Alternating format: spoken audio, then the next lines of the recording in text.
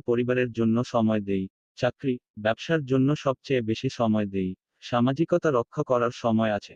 নিজের আমোদ প্রমোদ, ভ্রমণের জন্যও মাঝে মাঝে সময় বের করে নেই। ছেলে মেয়েদের পড়াশোনা ও আবদার মেটানোর সময় আছে। নিজের অসুস্থতার সময় ডাক্তারের চেম্বারে গিয়ে কয়েক ঘন্টা বসে অপেক্ষা করার সময় আছে। ট্রাফিক জ্যামে ঘন্টা খানেক আটকে থাকার সময় আছে। বিয়ে বাড়িতে গিয়ে খাওয়ার টেবিল ফাঁকা না পেলে ঘন্টাখানেক অপেক্ষা করার সময় আছে। সময় পাই না শুধুমাত্র ঠাকুরের কাজের জন্য। একটুও সময় পাই না আচার্য নির্দেশ পালনের জন্য। সকাল বিকাল প্রার্থনার সময় নেই।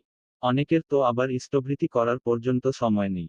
মন্দিরের সামনের রাস্তা দিয়ে প্রয়াস আসা যাওয়া করলেও মন্দিরে ঢুকে ঠাকুরকে একবার প্রণাম করার সময় নেই। সৎসঙ্গে যাওয়ার একদম সময় নেই। ডিপি ওয়ার্ক করার মতো এত অবসরও নই। দীক্ষা নিয়েছি 15-20 বছর, দেওঘর ঠাকুরবাড়ি যাওয়ার সময় পাইনি। ঠাকুর যেদিন নেওয়ান সেদিন যাব। ভক্তিমার্গের এক